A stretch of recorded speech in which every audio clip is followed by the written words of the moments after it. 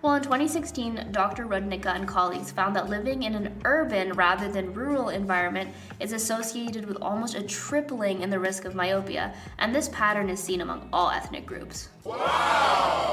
So for those who migrate to urban or rural areas, do they adopt either an increased or decreased risk depending on the new environment?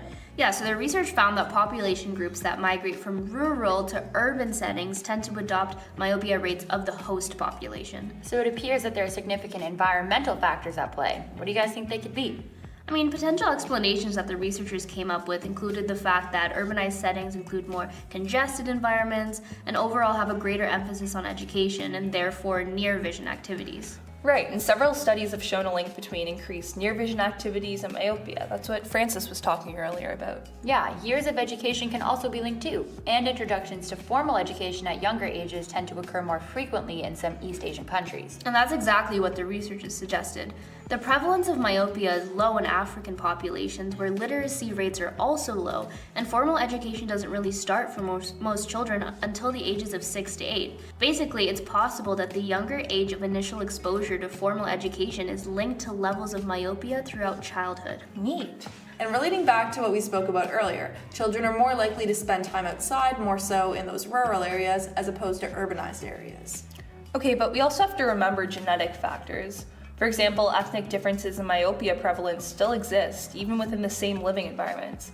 So it's not just environmental factors at play here. I mean, you're definitely right. The paper's main conclusion was that it appears that populations that have experienced rapid economic transitions, like East and South Asian populations, have undergone the most rapid myopic transmissions.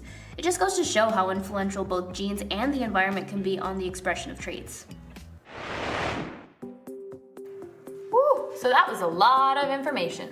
Yeah, to sum it all up, myopia can be onset from both genetic and environmental factors. They both tend to reinforce each other. And many heritable genetic factors influence just how vulnerable you are to developing myopia. But because you are not typically born with the condition, the environment you grow up in plays a huge role in whether or not you will be nearsighted later on.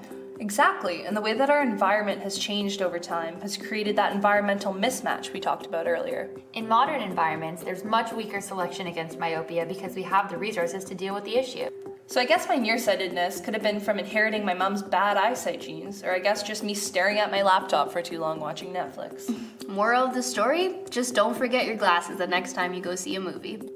Thanks for tuning in to this week's segment of Through the Looking Glass. This is Sydney, Julia, Crystal? and Malika, signing off. see you next time!